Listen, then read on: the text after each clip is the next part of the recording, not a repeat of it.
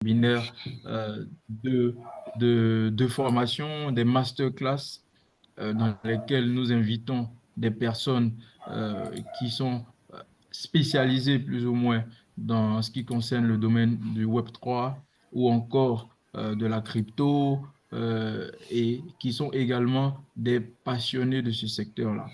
Et aujourd'hui, nous allons attaquer un autre webinaire qui a pour terme gouvernance des organisations à l'ère du Web3.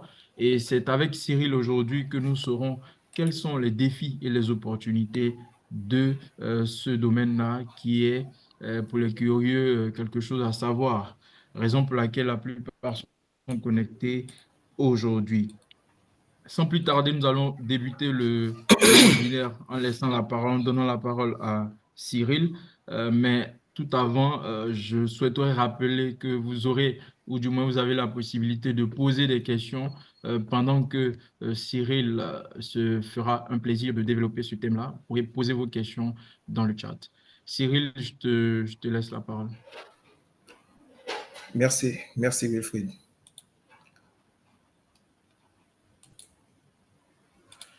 Bonsoir encore une fois. Bonsoir à tous.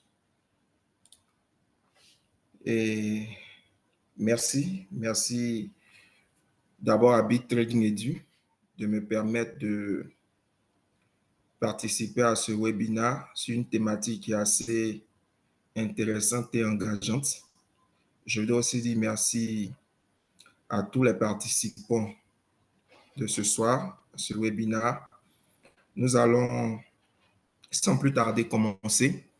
Comme Wilfried l'a dit tantôt, le thème d'aujourd'hui est gouvernance des organisations à l'ère du Web3, défis et opportunités. Durant ce webinaire, nous allons discuter de justement ce point-là, mais beaucoup plus en détail sur certains points, notamment la gouvernance traditionnelle qu'on connaît aujourd'hui versus la gouvernance basée sur le Web3, les défis que cette gouvernance-là apporte, les opportunités que cette gouvernance-là ouvre, et nous allons ensuite passer à une phase de discussion et de questions-réponses.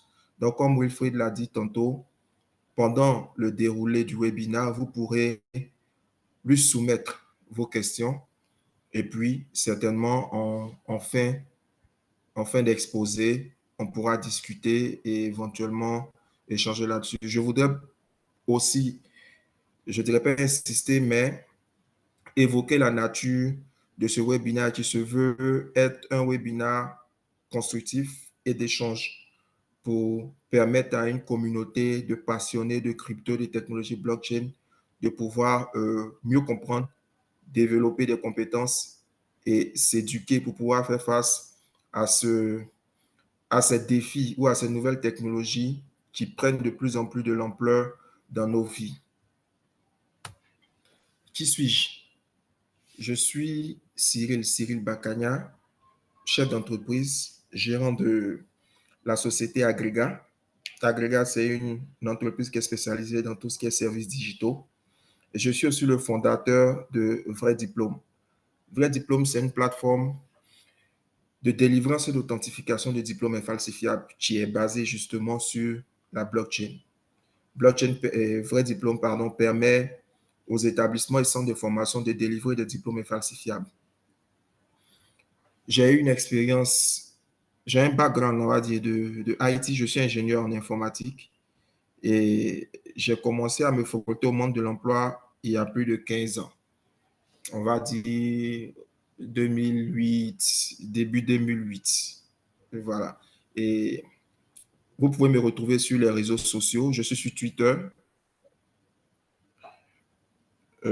avec le pseudo Sebakania et je suis aussi présent sur LinkedIn. Voilà, vous pourrez me retrouver sur ces réseaux-là pour échanger et engager des discussions sur le domaine des technologies et bien d'autres sujets, pourquoi pas. Et comme tout bon Ivoirien, j'aimerais préciser que je suis un grand fanatique de GABA. Et sans plus tarder, on dit, en termes d'introduction, qu'est-ce que le Web3? Le Web3, c'est une technologie qu'on va dire qui ouvre une nouvelle ère d'Internet dans les années 95-96 jusqu'au début des années 2000. Il y a ce qu'on a eu, il y a ce qu'on a appelé, on va dire, la révolution, la bulle Internet, en fait. C'était à l'ère de l'Internet dit 2.0 qui permettait simplement, depuis le coin de votre salon, de pouvoir vous connecter au reste du monde, de pouvoir échanger avec vos correspondants, de bénéficier de services en ligne et de plein d'autres choses à l'autre bout du monde. Ça, c'était l'ère, sinon c'est l'ère du Web 2.0. L'architecture est simple, c'est que les informations sont stockées sur un serveur qui est hébergé généralement dans des infrastructures dites cloud. Ce serveur-là, c'est un serveur central qui centralise toutes les informations et permet de pouvoir à tous les participants, on va dire à tous les utilisateurs, pas les participants, à tous les utilisateurs, de pouvoir soit soumettre des informations ou collecter des informations. Ça pourrait être lire des fichiers, consulter des pages web, lire des vidéos et autres. Mais toutes ces informations-là sont stockées sur un serveur qui est contrôlé généralement par une entreprise. Pour ne pas faire de publicité, on peut considérer une entreprise comme Google comme un géant du Web 2. Vous n'imaginez pas la quantité d'informations que nous avons ou que nous continuons à donner à Google. Google stocke toutes ces informations-là sur ses propres infrastructures.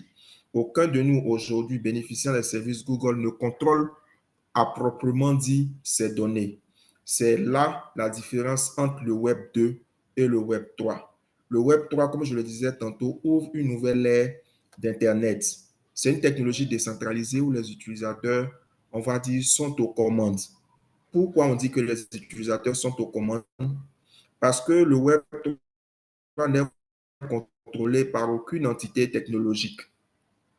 Il n'y a personne, ce qu'on appelle, voici pourquoi on dit que le Web 3 est une technologie inarrêtable. En anglais, généralement, on dit the unstoppable technology. Ça veut dire qu'aujourd'hui, le Web 2, avec le Web 2 par exemple, si vous avez du contenu qui ne convient pas à une zone géographique dans laquelle vous souhaitez délivrer ce contenu-là, votre contenu peut être bloqué, il peut être censuré. Avec le Web 3, ce n'est pas possible. Pourquoi? Parce que le contenu est distribué sur une architecture de serveurs ou d'infrastructures qui sont disséminées à travers le globe. Ça veut dire qu'aujourd'hui, vous pouvez participer au Web 3. Je peux participer au Web 3. Quelqu'un qui est à l'autre bout du monde peut participer au Web 3. Il suffit simplement de détenir ce bout de technologie là ou ce bout de code sur son ordinateur pour participer au Web 3. Donc, c'est une infrastructure ou une nouvelle ère, comme je le disais, d'Internet qui se veut décentralisée. Et quand quelque chose est décentralisé, ça redonne finalement le pouvoir aux utilisateurs parce que personne ne le contrôle. Donc, il n'est pas sujet à la censure. On va dire qu'il échappe à la censure et il permet en fait de délivrer des technologies ou des services qui n'ont jamais été possibles auparavant avec le Web 2. Pour parler de Web 3 en termes de gouvernance, on va simplement faire une analogie entre la gouvernance, le mode de gouvernance traditionnel et le mode de gouvernance basé sur le Web 3. Le mode de gouvernance traditionnel fait appel à une hiérarchie. Ça veut dire que les décisions sont prises par un groupe. Ça pourrait être des dirigeants, ça pourrait être un CA et tout ce qu'on veut. Mais l'architecture est basée sur une forme de hiérarchie. Ça, c'est un modèle de gouvernance traditionnel. Il faut remarquer qu'en termes de gouvernance traditionnelle, il y a ce qu'on appelle la centralisation. Ça veut dire que les pouvoirs de décision sont centralisés au sommet de la hiérarchie. En fonction du niveau de décision, il peut y avoir des pouvoirs plus importants qui soient requis pour appliquer ou faire imposer certaines décisions. Les processus aussi au niveau de la gouvernance traditionnelle sont généralement lents. En fait, cela est relatif. On dit que c'est lent parce que pour nous, les technophiles, ou pour cette nouvelle génération qui est habituée à faire des choses assez rapidement ou à décider de régler des problèmes en un temps record par l'usage de la technologie, on estime que ces processus qui sont basés sur des modes de gouvernance traditionnels sont lents. Ils sont lents en raison des multiples niveaux d'approbation qui sont nécessaires. Voilà. On a un exemple. On parle de structure d'entreprise classique avec, par exemple, un PDG, un conseil d'administration, une direction générale et des départements qui sont sous-jacents. Ça veut dire quoi?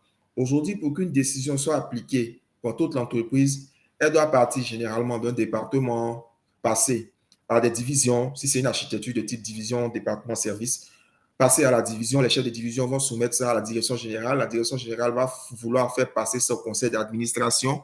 Le conseil d'administration va entériner avec, bien sûr, l'approbation du président directeur général avant que cette décision-là redescende.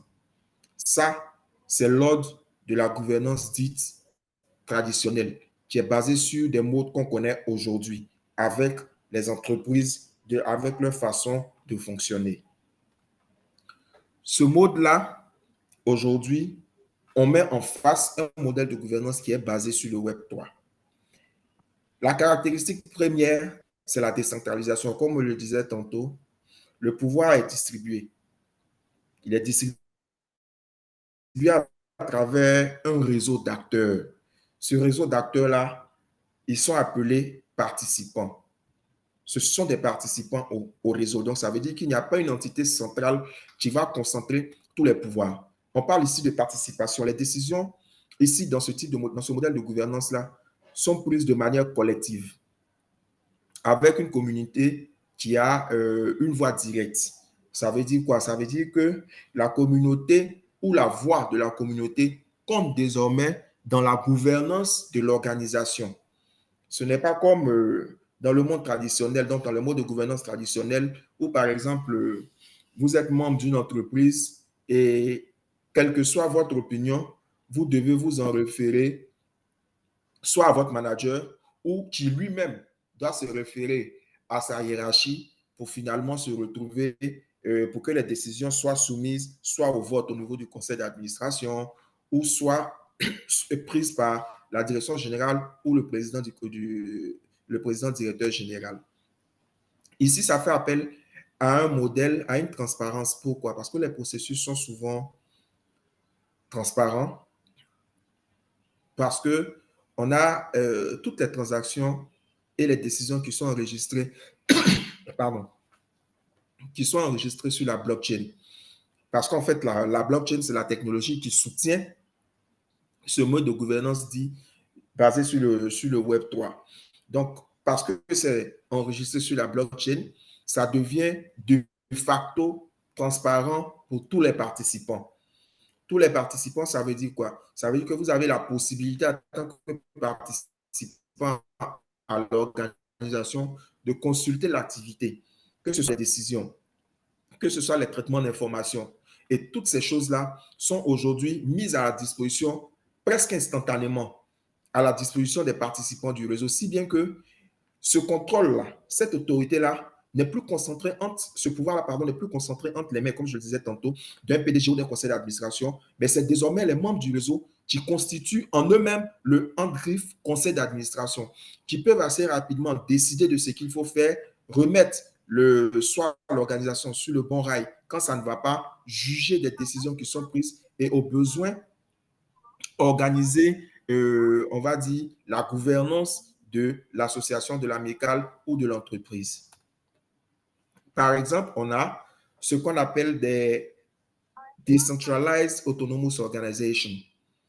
Ce sont ce qu'on appelle en français des organisations autonomes décentralisées. Dans le contexte, on les appelle des DAO. On a par exemple MakerDAO, qui est, on va dire, un protocole qui permet justement de décider de comment est-ce que cette infrastructure-là peut être gouvernée, cette organisation-là peut avoir ces projets qui sont menés à bien. On a aussi une plateforme comme Aragon, par exemple, qui est une plateforme, on va dire, une plateforme d'infrastructure, donc un framework qui permet lui-même de créer des DAO. Donc, ça veut dire que, par exemple, avec Aragon, vous avez la possibilité de créer vos propres organisations décentralisées. C'est un peu, comme on le disait, une sorte de révolution. Parce qu'on sait, pour pouvoir créer, par exemple, une entreprise, vous avez une forte bureaucratie à mettre en place. Vous avez beaucoup de documents à renseigner et il vous est difficile très souvent de régler les défis logistiques. Aujourd'hui, avec le Web3, vous avez la possibilité, en moins de 10, 20, 30 minutes, pour les choses les moins complexes et voire des mois ou quelques semaines, voire 1 ou 2 mois, vous avez la possibilité de mettre en place des structures organisationnelles qui sont aussi dynamiques que les structures qu'on connaît, avec des modes de gouvernance qui sont beaucoup plus fluides.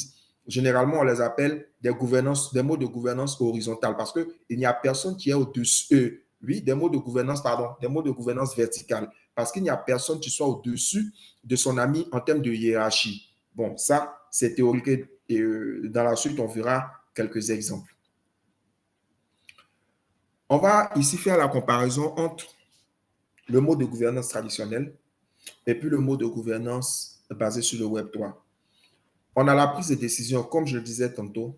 Dans le mode de gouvernance traditionnel, les prises de décision sont centralisées. Ça veut dire elles sont laissées à l'appréciation d'un certain groupe de personnes. Ça pourrait être la direction générale, ça pourrait être les chefs de département, ça pourrait être le conseil d'administration. Toujours est-il que la confiance est placée entre les mains d'une équipe restreinte. Quand on dit restreinte, c'est par rapport généralement au nombre total de personnes qui sont engagées dans l'organisation ou dans l'entreprise. Il y a aussi la vitesse des décisions. La vitesse des décisions pour des organisations, pour des gouvernances traditionnelles, est généralement lente. Pourquoi? Parce qu'il y a le processus hiérarchique qu'il faut suivre. Il y a le processus décisionnel qu'il faut suivre. Par exemple, vous pouvez remarquer que dans les entreprises, pour ne même pas arriver au niveau comment dit-on, au niveau des conseils d'administration, pour simplement se limiter aux directions générales, on se rend compte qu'en entreprise, c'est par exemple une fois par semaine ou une fois chaque 2 semaines ou même une fois par mois qu'on a des comités de direction. Ces comités de direction-là sont censés décider de la vie de l'entreprise. Notamment, on fait une passation en revue des projets en cours, du nombre de clients qu'on a acquis, des différents projets et des différents paiements qu'on a reçus. En tout cas, des questions qui traitent de la vie de l'entreprise avec des problèmes. Les différents chefs de département viennent en comité avec les différents sujets qu'ils auront à traiter. Ils se retrouvent dans la salle de réunion, ils échangent et très souvent, les décisions ne sont même pas mises au vote. Elles peuvent être passées en délibéré ou bien quand la prise de décision dépasse les compétences de la direction générale ou du comité de direction, que généralement les gens appellent les CODI ou bien les CODG, quand le degré de compétence dépasse celui des CODI ou des CODG, on escalade en fait le niveau de décision. Et on informe, par exemple, le conseil d'administration de ce qu'il y a une situation, soit une situation de crise ou une nouvelle expansion sur un marché ou un projet d'envergure qui va être lancé pour lequel on a besoin de l'approbation du conseil d'administration.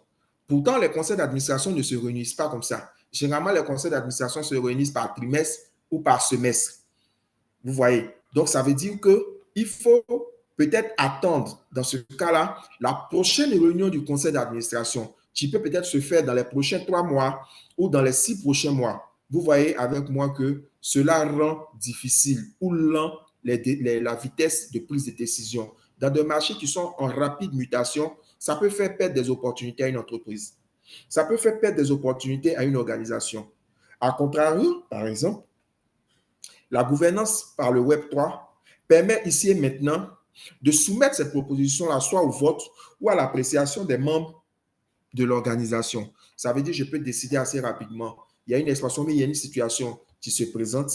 Je présente le problème. assez rapidement de façon succincte. Je soumets cette situation-là nécessite une décision par vote ou par observation. Je prépare on appelle ça le RFP, je prépare le request for proposal ou bien la proposition que je soumets à l'Assemblée qui ici constitue tous les membres de l'organisation, donc les participants, qui sont appelés les participants, je leur soumets ça. Ils peuvent recevoir généralement des notifications, soit par mail ou des interférences via le service sur lequel Madao est hébergé.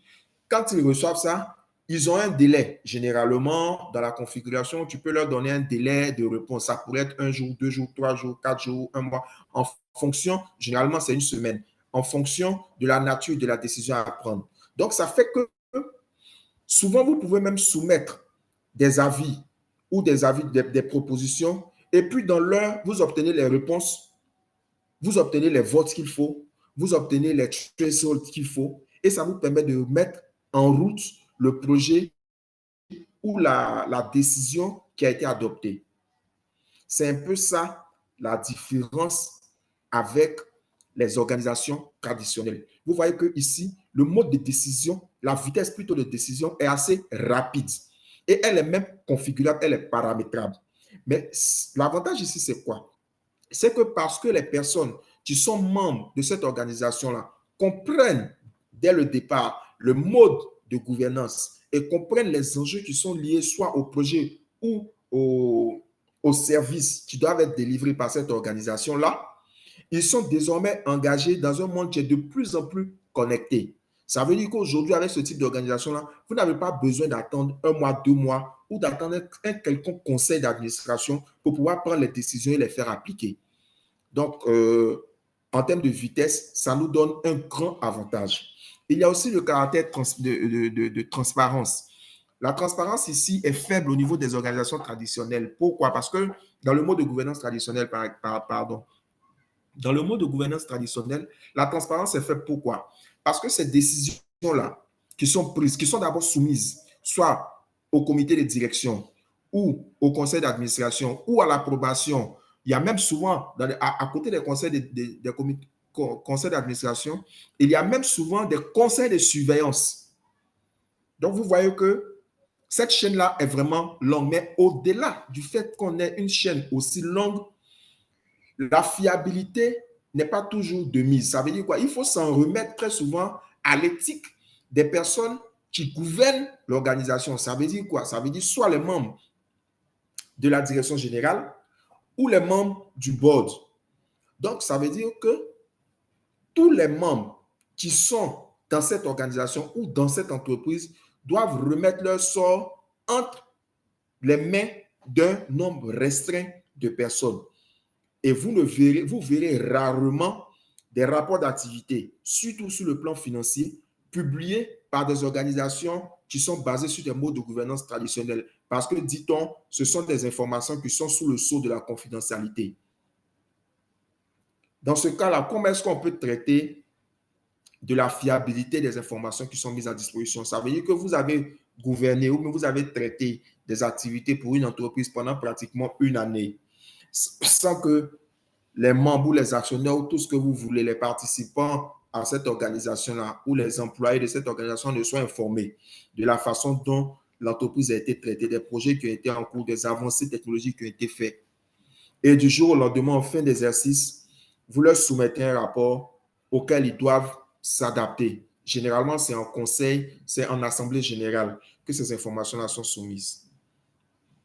Pourtant, avec, par exemple, le mode de gouvernance qui est basé sur le Web3, au fur et à mesure que l'entreprise se développe, au fur et à mesure que l'organisation grandit, au fur et à mesure que la vie de l'entreprise évolue, les membres de la DAO ou les membres de l'organisation sont informés. Pourquoi? Parce qu'ils sont associés aux décisions qui doivent être prises.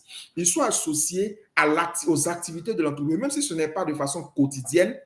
Même si ces décisions-là se font dans un monde dit virtuel, ça permet, il n'en reste pas moins que les membres de l'organisation restent informés, si bien que ça construit un climat de confiance entre les participants et les initiateurs généralement de ces projets-là.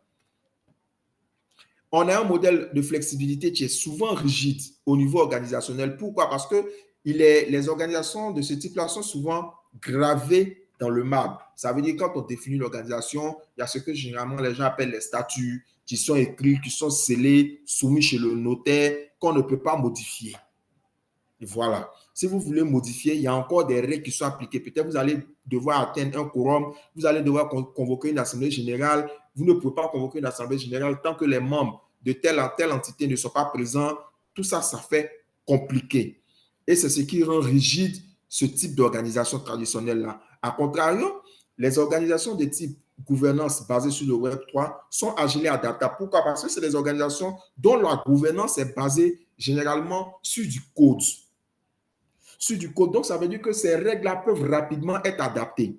Et même, tenez-vous bien, ces règles-là, ces règles du jeu peuvent être modifiées simplement par soumission de propositions de la part des membres, des participants à l'organisation.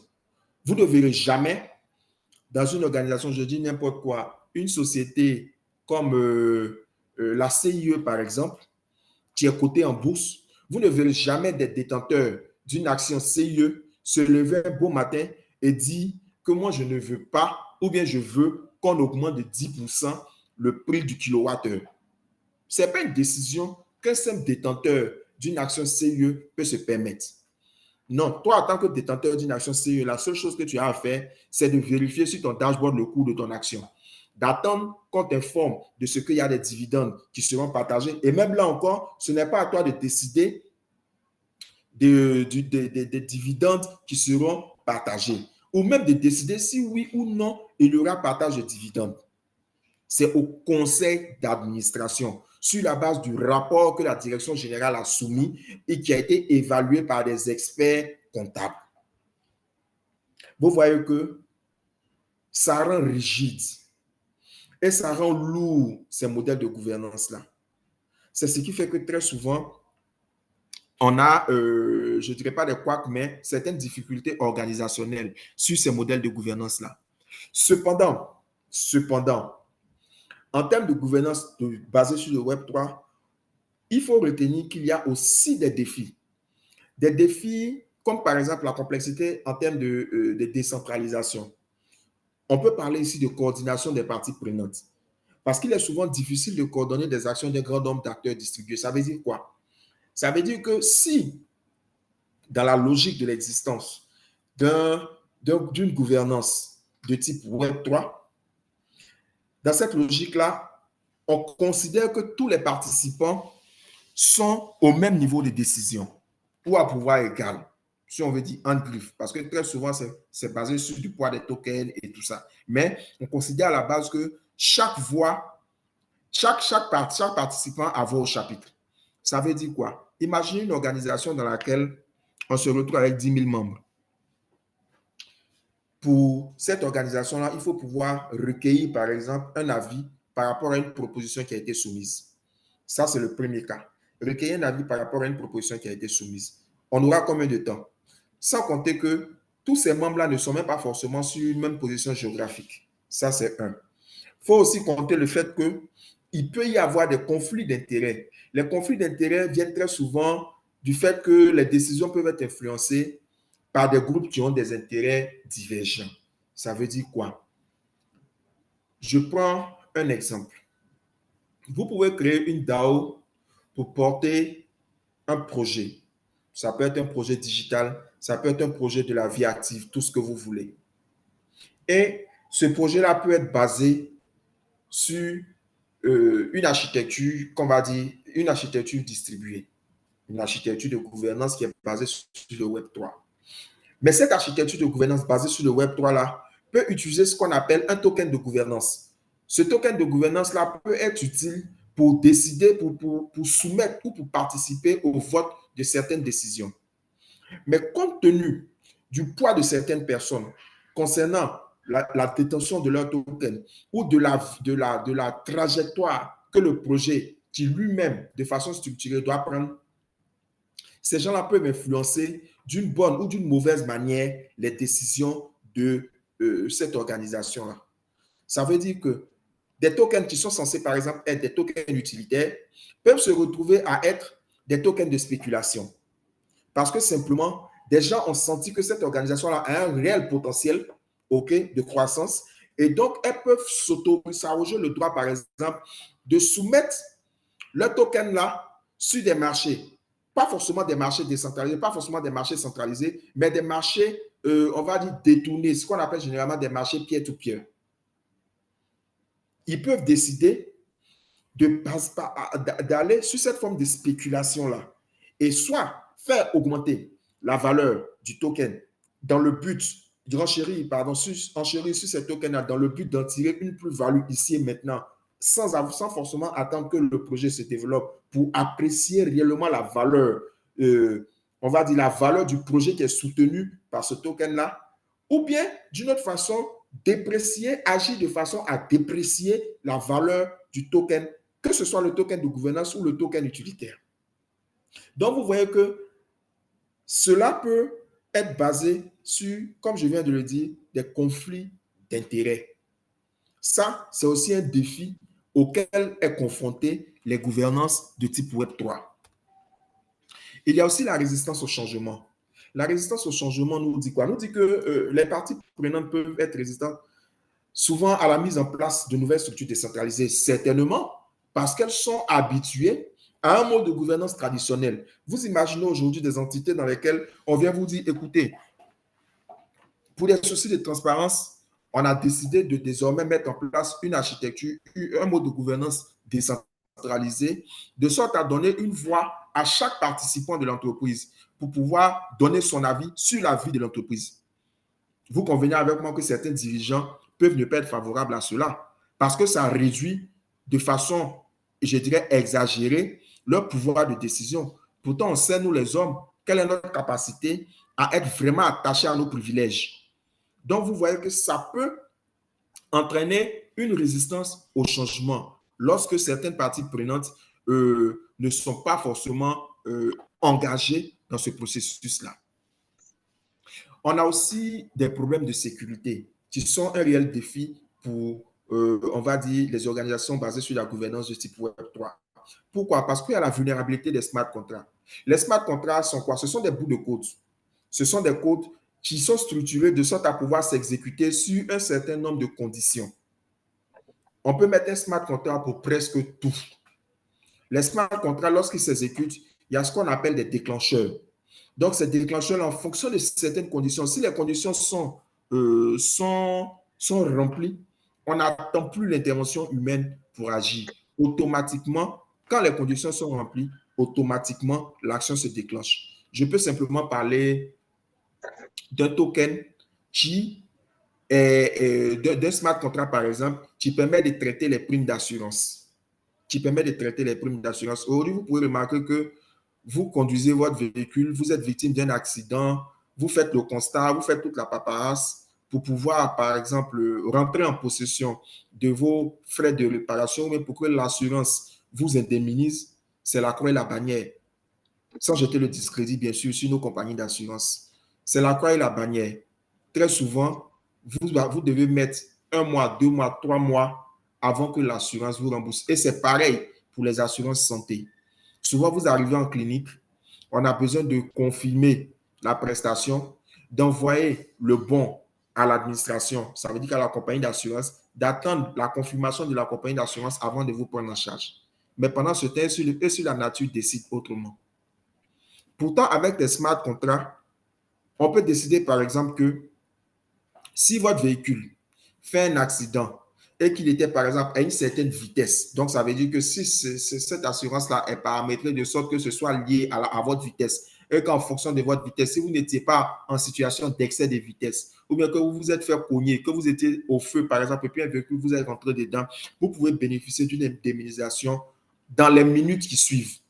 Ça veut dire qu'automatiquement, quand cela est constaté, ça peut être dû par exemple à des capteurs qu'on installe dans des voitures, à des coordonnées GPS, à des accéléromètres qu'on installe dans la voiture qui permettent de déterminer votre vitesse pour savoir exactement si vous étiez conforme aux prescriptions qui guident votre contrat avec votre assureur. Et ces informations sont mises sur la base du smart contract. Ça peut vous permettre Déjà, quand ce sinistre intervient, l'assureur peut être informé en temps réel, simplement par le biais du smart contract, et les règles d'indemnisation peuvent avoir été programmées de sorte que dans l'heure, vous receviez votre paiement ou votre indemnisation.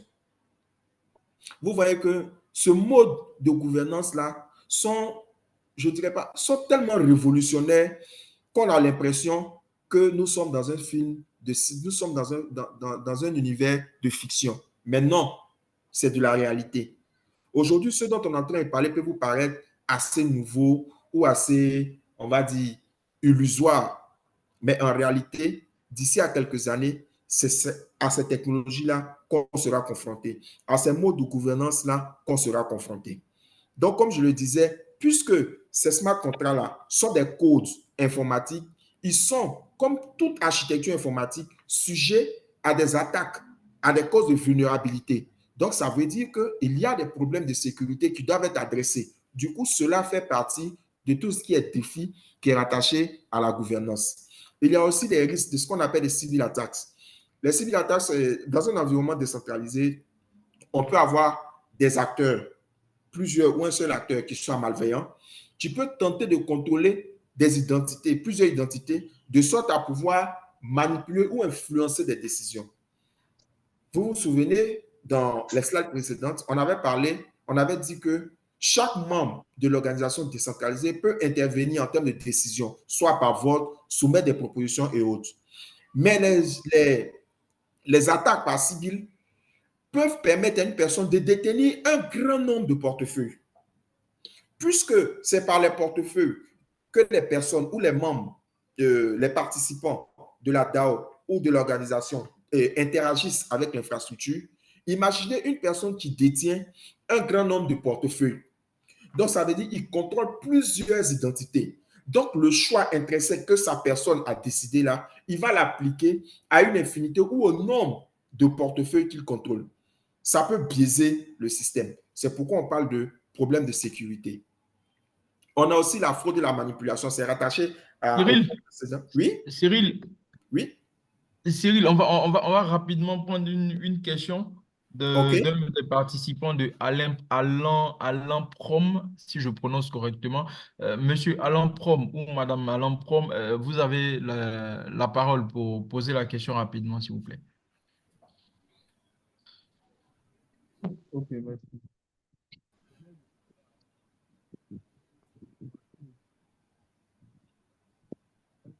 On vous écoute, hein?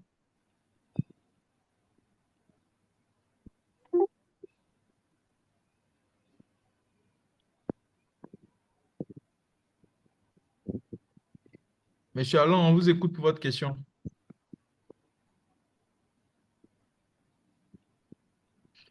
Bon, ok. Cyril, je crois qu'il avait mis la question dans le chat, donc je vais le lire carrément. Ok. Il dit, si je veux investir une somme et bloquer la liquidité dans le Web3, quelles sont les meilleures opportunités entre une plateforme centralisée et une plateforme décentralisée et quelles sont les raisons? S'il veut investir de la liquidité et bloquer cette liquidité-là dans le Web3, c'est ça? Oui, oui, effectivement. Il demande s'il doit bloquer Oui. cette liquidité-là dans le Web3, quelles seront les meilleures opportunités pour lui?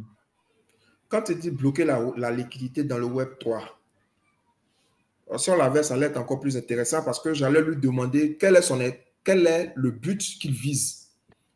Quand il dit qu'il veut bloquer Effectivement, la liquidité, je ne sais pas si tu vois un peu. Si on l'a fait, effectivement. voilà, quel est le but visé? Parce que c'est en fonction du but visé. Allô? Oui, allô, monsieur Alain, on vous écoute, hein? Ok, donc je disais, vous m'entendez maintenant? Je disais, Parfaitement, Oui, on vous parfaitement. entend.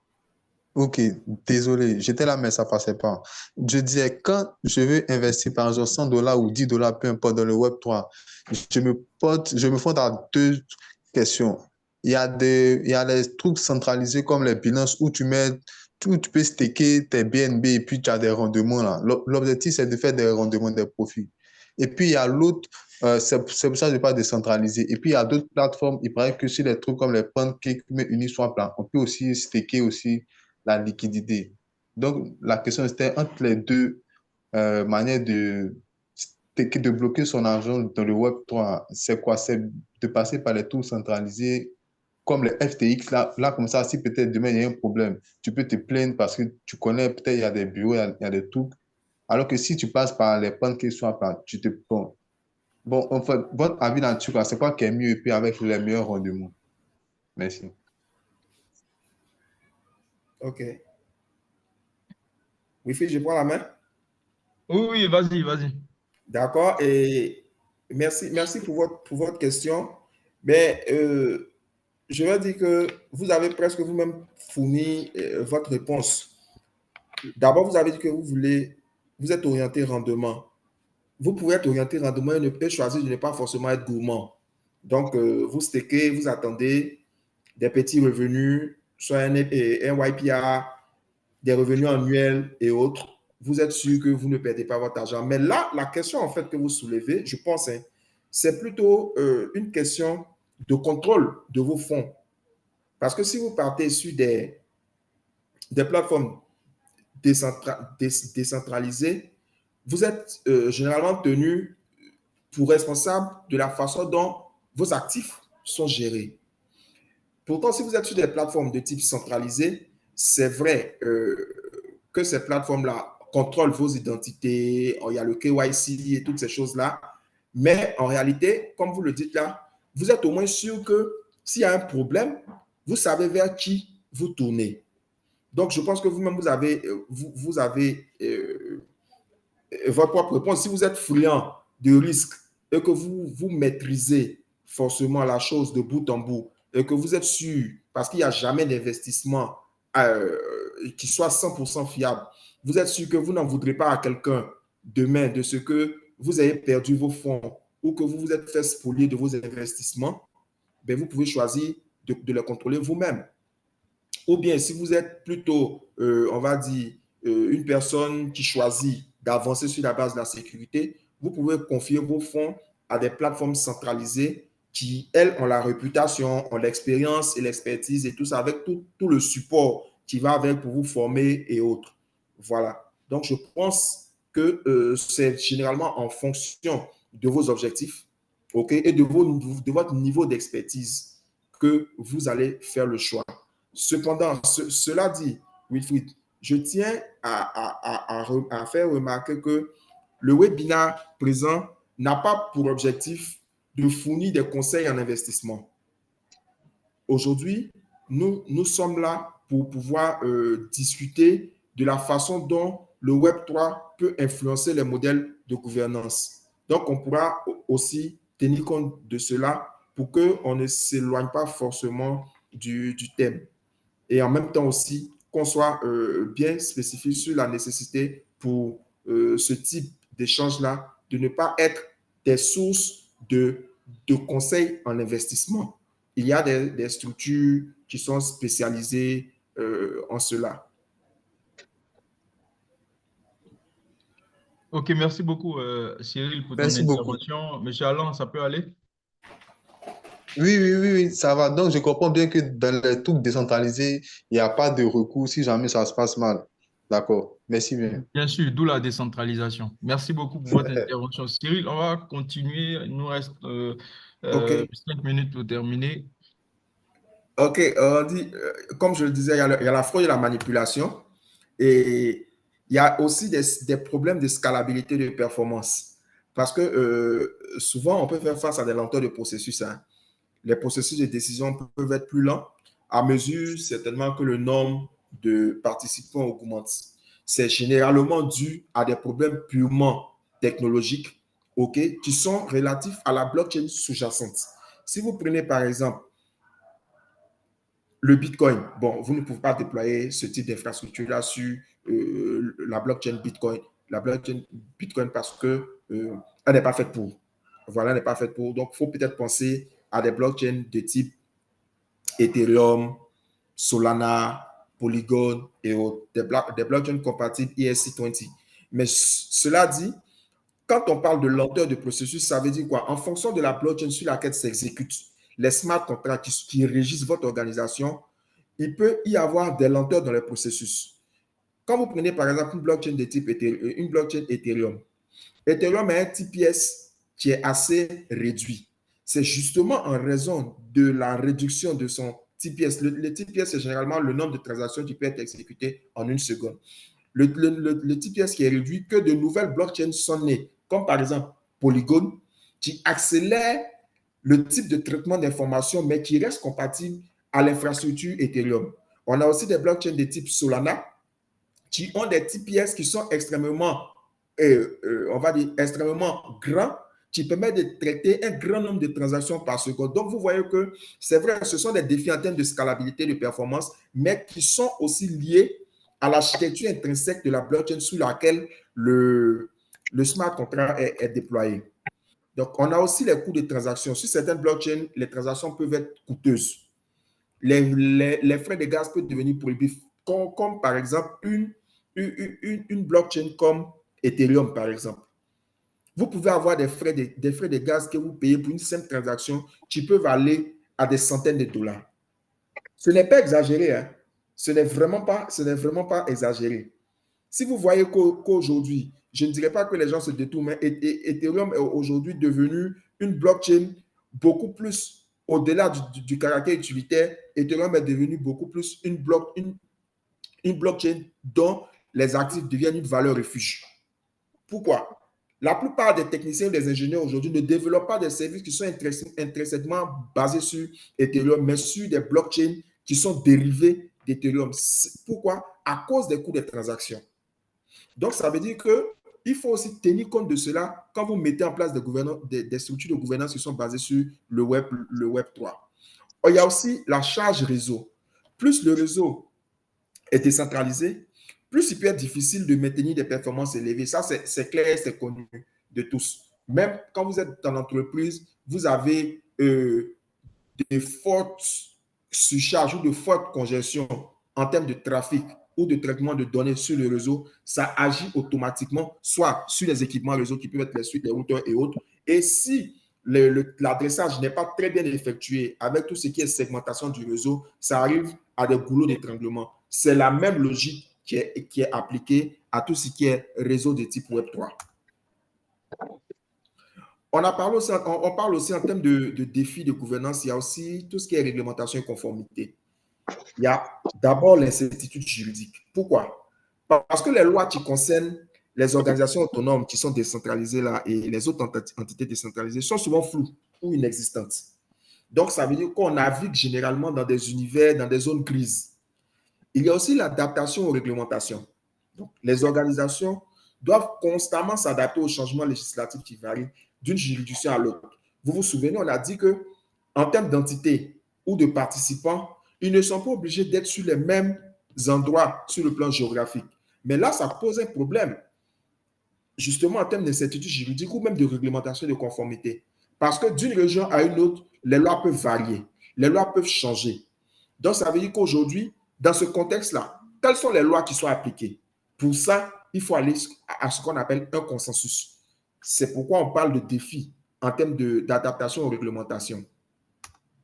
Il y a aussi la responsabilité. Donc, il peut être difficile de déterminer la responsabilité légale dans un cadre décentralisé, justement comme en rapport justement avec la question qu'on vient d'avoir. Si je suis lésé, je me tourne vers qui dans un environnement décentralisé? C'est là la question. Donc, ce sont autant de défis auxquels doivent faire face les organisations qui sont basées sur des gouvernances de type Web3.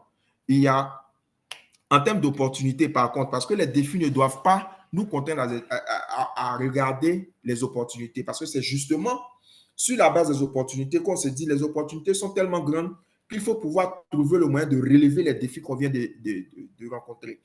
Il y a la décentralisation et l'autonomisation, ça veut dire quoi? Il y a un pouvoir qui est désormais redistribué. Donc, les décisions ne sont plus concentrées entre les mains de certains individus, mais elles sont distribuées à l'ensemble de la communauté, si bien que chaque membre, comme je le disais tantôt, peut soumettre, proposer et faire appliquer les décisions qui sont prises. Il y a aussi une autonomie des participants. Ça veut dire quoi? Ça veut dire que les utilisateurs, ils proposent. Ils peuvent aussi voter directement et ça fait qu'il y a une implication, donc un engagement, soit dans la communauté qui supporte l'organisation ou bien dans l'entreprise qui supporte l'organisation. Ça peut être toutes sortes d'entreprises. Hein. Ça peut être une organisation gouvernementale, ça peut être une entreprise qu'on connaît, ça peut être une start-up, ça peut être une mairie, ça peut être une collectivité locale, ça peut être une coopérative et tout ça. Mais l'avantage ici, l'opportunité, c'est que ça permet aux gens de se sentir impliqués dans la chose. Ce n'est plus dans une logique où on se dit votre affaire, votre affaire. Non, ça ne fonctionne plus comme ça. Et il y a aussi, comme je le disais, une inclusion globale. Ça dérive sur une inclusion globale parce que des personnes du monde entier, ça veut dire de tout univers, de tout horizon, peuvent désormais, sans restriction géographique, participer en créant une gouvernance, on va dire, véritablement mondiale. En termes d'opportunités, on a aussi une transparence accrue. Ça veut dire quoi? Il y a l'auditabilité. Donc, toutes les transactions de ces décisions-là, comme elles sont enregistrées sur la blockchain, elles sont désormais immuables. Donc, les actions que les organisations posent là sont désormais transparentes et elles peuvent être auditées à tout moment par les membres de l'organisation, même souvent par ceux qui ne font pas partie de l'organisation, parce que généralement, les blockchains sont tellement publiques que toute personne qui est techniquement à l'aise avec ce type d'infrastructure-là peut consulter l'information. On a aussi la confiance qui est renforcée. Donc, la transparence des opérations peut renforcer la confiance des participants dans le système. Vous vous souvenez, quand on a pris l'exemple, par exemple, de la CIE, si aujourd'hui, on a une CIE qui permet à ses membres, tous les détenteurs du token CIE, par exemple, de décider de combien serait le prix du kilowattheure, de savoir à l'instant T qui sont ceux qui ont payé les factures, de savoir à l'instant T combien sont payés les directeurs généraux, les directeurs centraux, comment sont utilisés les fonds, ça va renforcer la confiance dans la transparence des opérations. Mais ça, je ne pense pas que ce soit pour demain. On a aussi la lutte contre la corruption. Ça peut être intéressant généralement pour les États parce qu'il y a une difficulté de manipuler les enregistrements. La difficulté de manipuler les enregistrements réduit les possibilités de fraude ou de corruption. Donc, vous pouvez voir par exemple des organisations gouvernementales qui sont basées sur des structures de type gouvernance Web3 peuvent avoir des poids décisionnels beaucoup plus influents ou peuvent avoir des structures de gouvernance beaucoup plus poussées ou beaucoup plus convaincantes parce qu'il y a un risque énorme de réduction de la fraude. Donc ici, ce qu'on peut retenir aussi en termes d'innovation, en termes d'opportunités, il y a les innovations et les expérimentations. Ça veut dire qu'il y a une certaine flexibilité. Ce mode de gouvernance-là ouvre désormais une certaine flexibilité. Donc, on a des modèles de gouvernance, comme je le disais tantôt, qui peuvent être ajustés en fonction des besoins de la communauté. Donc, ça facilite l'expérimentation de nouvelles solutions, de nouveaux types de fonctionnement et de nouveaux modèles d'organisation. On peut tester ça aujourd'hui. Demain, si on n'est pas d'accord, on peut rapidement rectifier le tir, on peut remettre ceci en œuvre, on peut remettre cela en cause. Et ça se fait vraiment de façon assez, on va dire, agile. Si bien qu'on peut ne pas le sentir. Et en fin de compte, on se retrouve avec des organisations qui sont, dont les règles sont dictées par la communauté. Il y a aussi la création de modèles innovants. Donc, les organisations peuvent tester, comme je le disais tantôt, des approches novatrices telles que les DAO, ce qui serait difficile à mettre en place si on avait des structures traditionnelles. Donc, ça peut engager rapidement des personnes qui ont des idées nouvelles, qui peuvent les adopter et les mettre en œuvre. Donc, ça crée aussi une adoption rapide, sans forcément passer par des processus bureaucratiques qui soient lourds.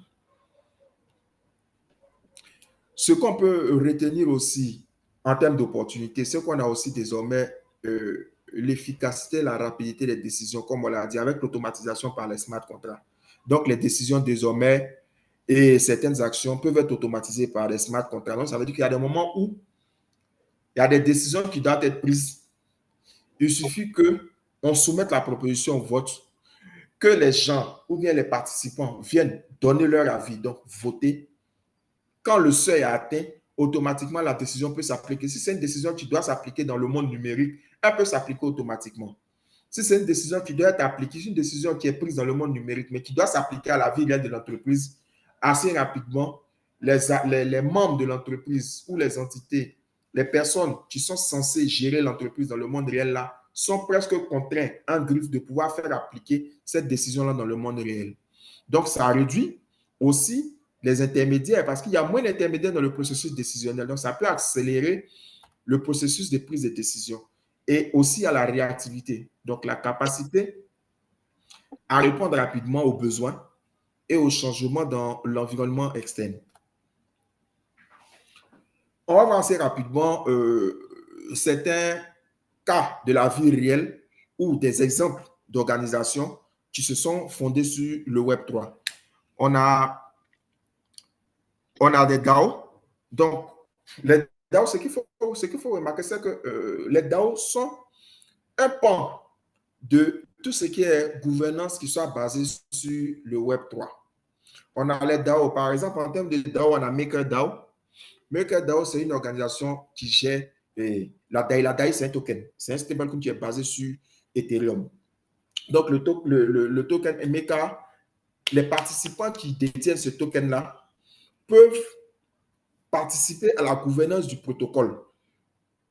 Ils votent sur les propositions comme les ajustements des tokens, les ajustements du taux d'intérêt et certaines décisions qui doivent régir l'écosystème DAI. Ça, c'est par exemple un type d'organisation décentralisée qui permet d'assurer la gouvernance d'une infrastructure ou d'un protocole. Il y a aussi Moloch DAO. Moloch DAO, c'est une DAO qui agit sur le financement de projets qui sont eux-mêmes soutiennent l'écosystème Ethereum, même pas l'écosystème Ethereum, mais purement la blockchain Ethereum. Donc, ces projets-là sont financés pour pouvoir améliorer ou bien pour pouvoir supporter des projets qui sont déployés sur l'infrastructure Ethereum. Donc, les membres de cette DAO-là, ils peuvent voter pour financer des projets open source. C'est un peu, on va dire, une organisation qui œuvre, je ne dirais pas dans un but caritatif, mais c'est un peu dans cet esprit-là. Donc, vous voyez que il y a aussi ce type d'organisation décentralisée qu'on peut avoir pour influencer des architectures, des infrastructures, même des projets. Il y a aussi ce qu'on appelle des tokens governed network. Ça veut dire que des tokens de gouvernance qui sont basés sur des réseaux ou des blockchains eux-mêmes. On a Uniswap. Uniswap, c'est un protocole décentralisé. C'est un protocole, pardon, pour l'échange de crypto-monnaies.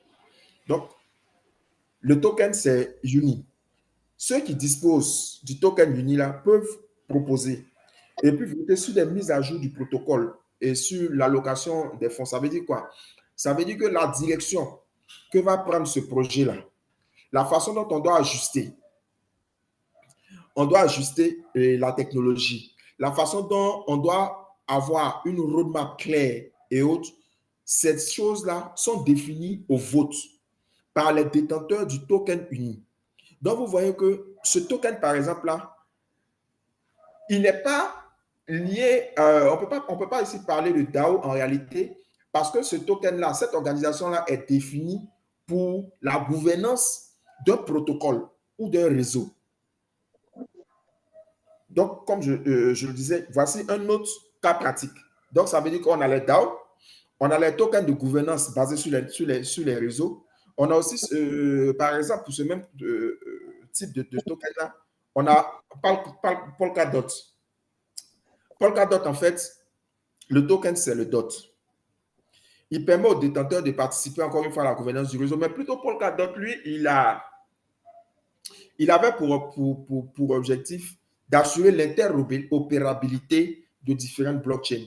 Celui-là, il est un peu plus complexe. Pourquoi? Parce qu'il est beaucoup dédié à ceux qui travaillent sur des infrastructures distribuées de soit sidechain ou bien de blockchain dérivées. Donc, vous avez la possibilité avec Polkadot de créer vos infrastructures blockchain qui dérivent d'autres infrastructures, mais dont la gouvernance est contrôlée par les détenteurs du DOT. On a aussi ce qu'on appelle les Community Governance in DeFi. On a Compound, qui est un protocole de prêt décentralisé, donc les détenteurs de ce token à l'ECOMP peuvent voter sur des paramètres critiques du protocole, comme par exemple les taux d'intérêt et ces choses-là. Donc, vous voyez que ce token-là, cette organisation-là est orientée sur une gouvernance communautaire pour un système bien défini qu'on appelle la finance décentralisée. On a aussi Heavy. C'est un protocole de prêt qui intervient aussi dans l'écosystème DeFi.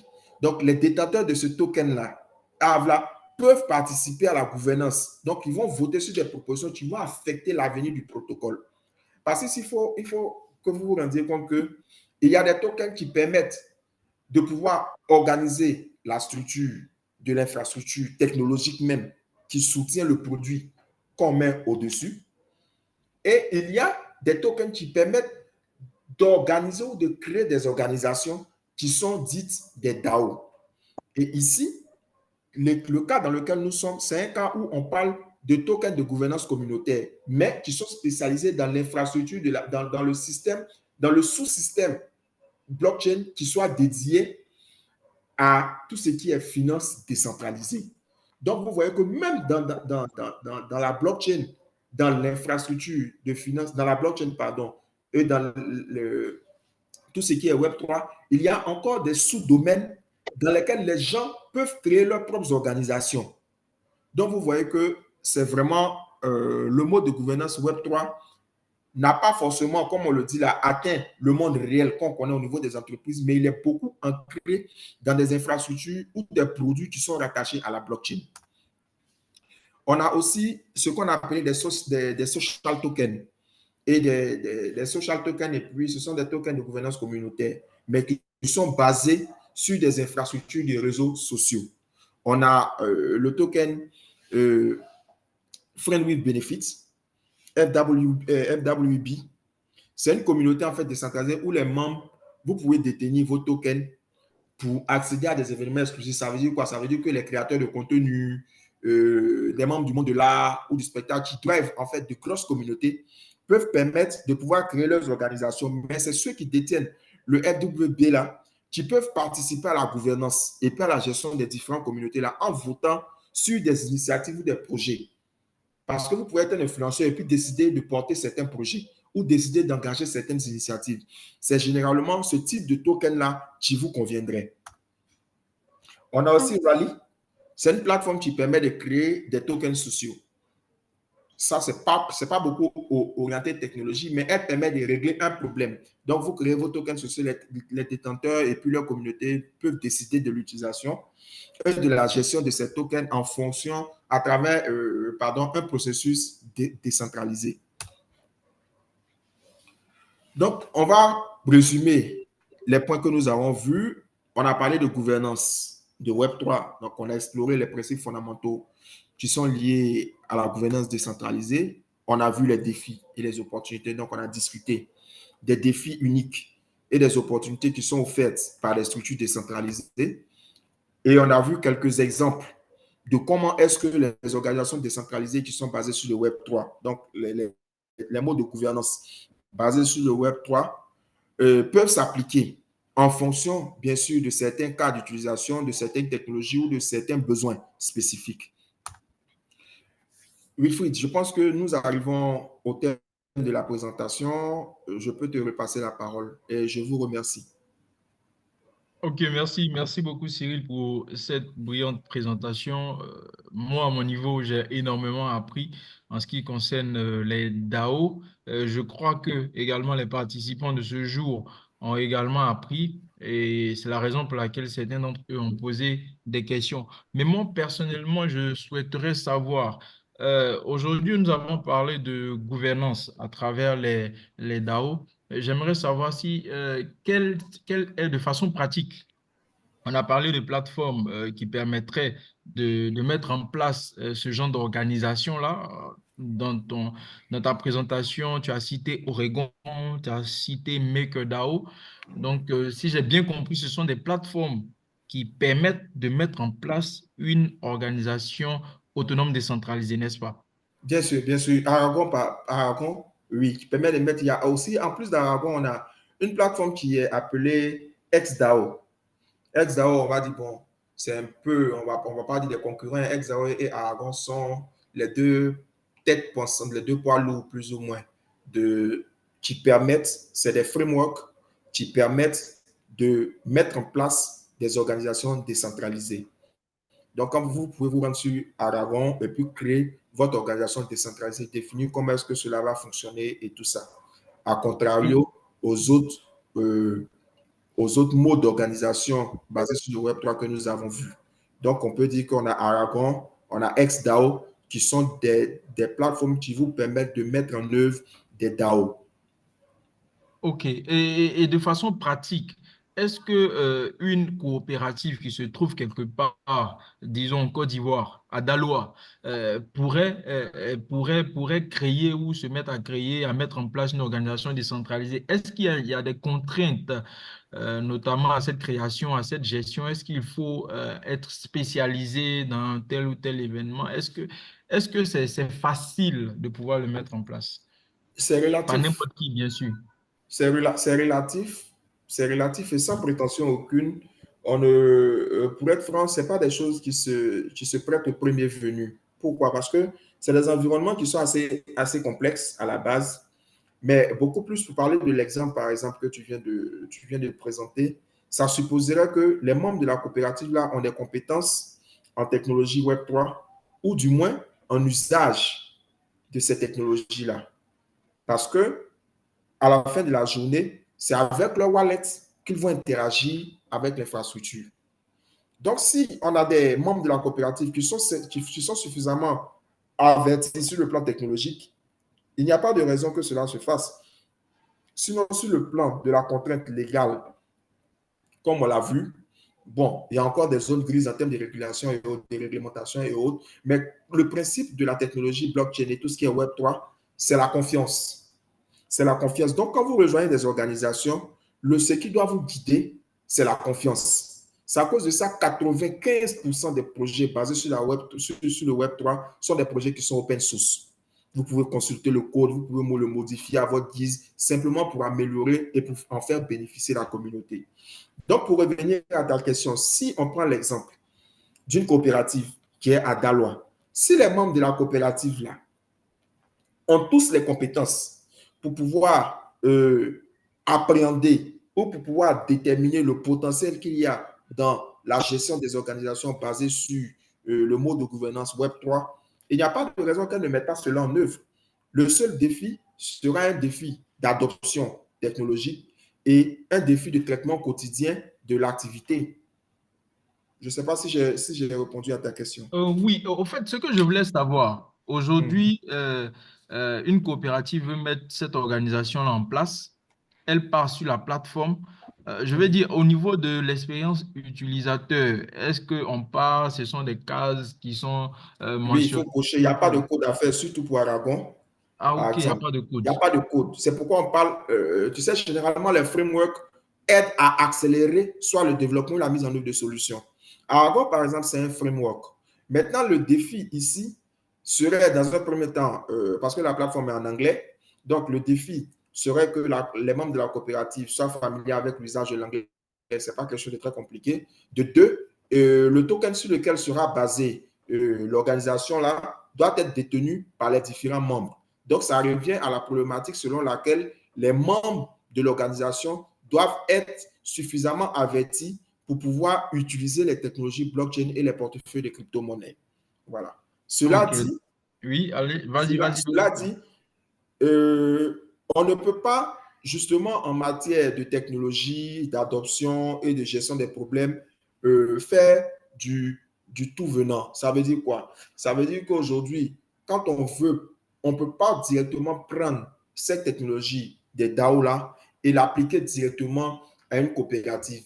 Il faut s'assurer que le besoin pour lequel la coopérative veut passer par une DAO est un besoin qui ne peut pas être servi autrement. Parce qu'il n'y a pas que la DAO qui peut permettre de régler, peut-être qui pourra permettre de régler, par exemple, les problèmes que là. Parce que quand vous voulez créer une organisation, il y a un but que vous vous fixez. Est-ce que c'est forcément la DAO qui permettra d'atteindre ce but-là? Ce sont autant de questions qu'il faut d'abord se poser avant de pouvoir venir sur la plateforme et mettre en œuvre la structure. Et même là, quand vous avez décidé du but, il faut décider du mode de gouvernance et de tous les principes qui vont régir votre organisation, de sorte que ce soit facilement transposable depuis la plateforme.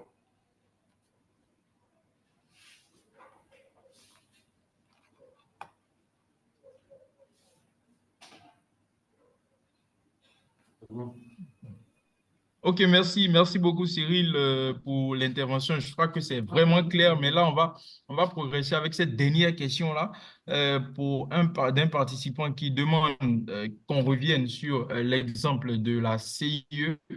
Et l'exemple ici est clair, hein. Comment les actionnaires pourront prendre des décisions à des assemblées générales, sachant que pour une telle structure, tout se fait sur la base des exercices comptables en fin d'année, vu que tu parlais de rapidité avec le Web3 et etc., etc.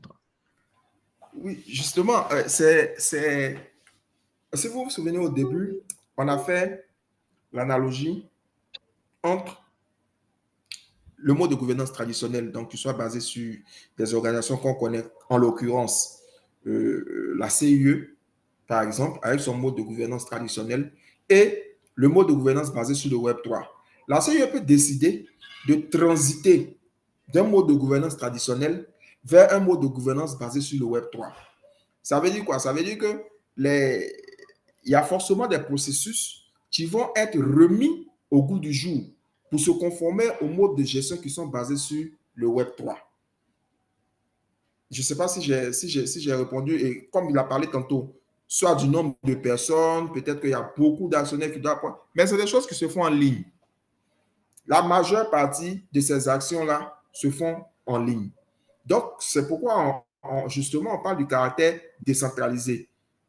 En ligne, tout ce qui se fait de façon physique là va désormais être transposé dans un monde virtuel et au besoin adapter certains processus qui sont dits rigides. Parce que c'est justement là pourquoi on a parlé de rigidité de processus. Quand il a expliqué tout à l'heure dans sa question, si j'ai bien compris, il a dit qu'il faut tenir compte du fait que les décisions sont prises sur la base d'exercices comptables qui interviennent généralement en fin d'année. Donc, ça veut dire que ça, par exemple, c'est un mode de fonctionnement qui est rigide. Donc, il faut décider que ce mode-là doit être adapté à un mode de fonctionnement. Parce que si vous devez attendre la fin d'un exercice, l'intérêt pour vous, ce sera simplement de faire quoi? De venir adopter le bilan par rapport à l'exercice qui a été fait. Est-ce que vous êtes d'accord? Est-ce que vous n'êtes pas d'accord? Donc, c'est juste une assemblée générale que vous allez mettre tout le temps.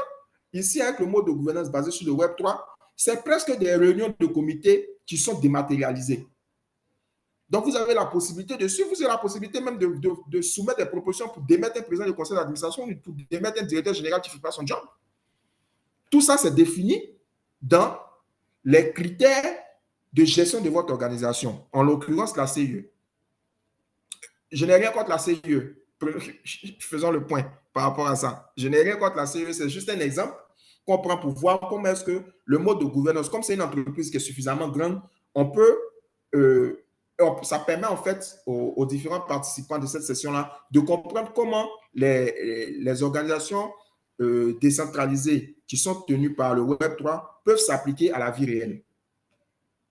Oui, c'est bon pour moi. Je ne sais pas si j'ai répondu à la question ou s'il y en a une autre.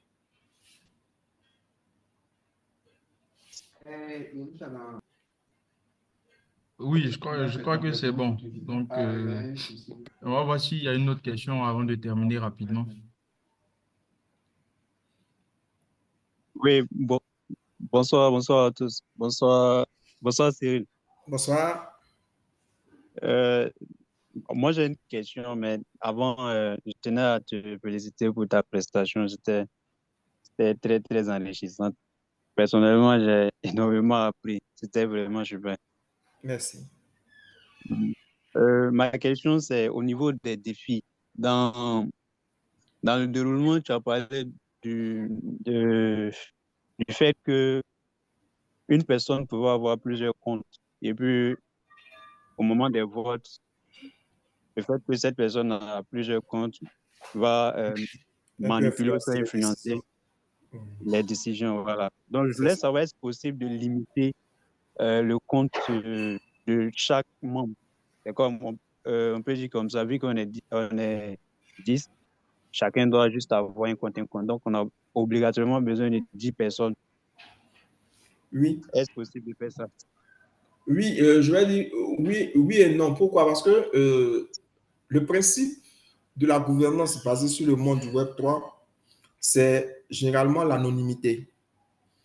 Ce qu'on peut faire, par contre, tu as peut-être donné la réponse toi-même, c'est que Si on décide que notre organisation doit avoir 10 personnes, on décide par exemple de créer 10 tokens de gouvernance. On peut décider qu'on a 10 tokens de gouvernance, on n'en crée pas d'autres. Et on décide que chaque token de gouvernance est rattaché à une adresse derrière laquelle on implémente un KYC. Donc, on peut décider par exemple de créer, pour revenir à l'exemple de Wilfried parlant de la coopérative, si on suppose que la coopérative a 10 membres, on crée un token pour la coopérative et on attribue ce token, on crée 10 tokens, pardon, un token de gouvernance pour la coopérative et on en fait 10 unités. Et à chaque membre de la coopérative, on attribue un token avec une identification. Ça veut dire on identifie ton wallet, donc l'adresse de ton portefeuille, et derrière, on implémente un système d'identification dans le monde réel. Ton nom, ton prénom, ton numéro d'identité et tout ça. Donc, on sait qui détient quelle adresse. Ça, par exemple, ça peut permettre de limiter les attaques d'éthique civile. Donc, si on a un nombre limité de tokens, on sait qui sont les détenteurs de chaque token, ça nous permet d'éviter qu'il y ait un contrôle de plusieurs portefeuilles. Mais même là encore, il y a ce qu'on appelle la délégation de vote. Ici, c'est vrai, on est dans un exemple assez limité où on n'a que 10 participants. Mais on peut implémenter cette même chose. On peut implémenter des tokens on peut implémenter des infrastructures, des DAO qui vont avec des tokens de 1000, 2000, 3000. C'est là que le risque commence à venir parce que vous ne pouvez pas, sur le plan logistique, contrôler des milliers d'adresses et y implémenter un KYC et garantir que vous allez faire un suivi conforme. Mais même là, les utilisateurs peuvent décider, souvenez vous-même dans votre mode de gouvernance, vous pouvez décider d'implémenter justement pour pouvoir faire face aux défis de la logistique ou des lenteurs administratives qui pourraient survenir, proposer aux utilisateurs de déléguer leur vote. Donc, quand vous déléguez vos votes, ça veut dire quoi? Ça veut dire que vous donnez la latitude à une autre adresse de soumettre un vote en votre nom. Bien sûr, c'est vos tokens qui seront utilisés, les frais seront payés par votre adresse, mais c'est cette tierce personne-là qui va appliquer la décision que vous lui aurez demandé de faire appliquer. Là, dans ce contexte-là, on revient encore au même problème dans la mesure où, parce que vous avez décidé de déléguer votre vote, il y a des personnes qui peuvent s'arroger le droit de contrôler une grande partie des adresses sur la base de la délégation de vote. Donc là, on a deux moyens de régler le problème. Le premier moyen, comme je l'ai dit tantôt, c'est de pouvoir adresser cette question-là en créant un nombre de tokens assez limité et en s'assurant que chaque identité est attachée à un wallet et qu'une seule identité ne détient qu'un seul portefeuille. Et dans l'autre cas, c'est d'éviter ou bien de mettre en place un moyen de contrôle qui va permettre à ce que les délégations de vote soient elles-mêmes aussi contrôlées. Je ne sais pas si j'ai suffisamment répondu à votre question. Ouais, super, super bien. Merci beaucoup.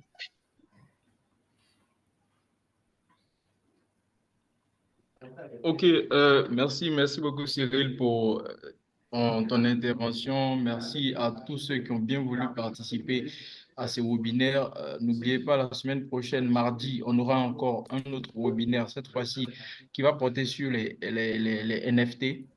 Merci à tous pour votre participation. N'oubliez pas de contacter, on se prend sur les différents canaux de communication. Et puis, bonne soirée à tous. Merci encore de votre présence. Au revoir. Merci. Bonne soirée à tous.